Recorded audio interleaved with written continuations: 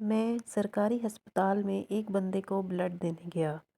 فرصت ملنے پر ادھر موجود ٹک شاپ سے برگر اور جوس خریدا اور مزے سے وہیں کھڑے کھڑے کھانا پینا شروع کر دیا۔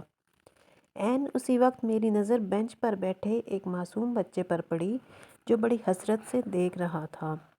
میں نے انسانی ہمدردی میں جلدی سے اس بچے کے لیے بھی برگر اور جوس خریدے جو بچے نے بلا تکلف لے لیے اور جلدی جلدی کھانے لگا۔ بیچارہ پتہ نہیں کب سے بھوکا ہوگا۔ یہ سوچ کر میں نے خدا کا شکر ادا کیا جس نے مجھے ایک بھوکے کو کھانا کھلانے کی توفیق بخشی۔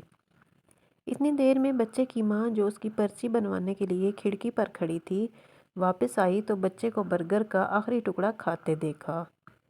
پھر اچانک پتہ نہیں اسے کیا ہوا کہ وہ دونوں ہاتھ اٹھا کر باقاعدہ قبلہ رخ ہو کر اس شخص کو بددعائیں دینے لگی جس نے اس کے بچے کو یہ چیزیں لے کر دی تھی۔ کہہ تو وہ بہت کچھ رہی تھی مگر میں نے وہاں سے فرار ہوتے ہوئے جو چند باتیں سنی وہ یہ تھی۔ انتہائی بے غیرت اور خبیث تھا وہ شخص جس نے میرے بچے کو برگر لے کے دیا۔ میں 25 کلومیٹر دور سے کرایہ لگا کر اس کے خالی پیٹ ٹیسٹ کروانے لائی تھی۔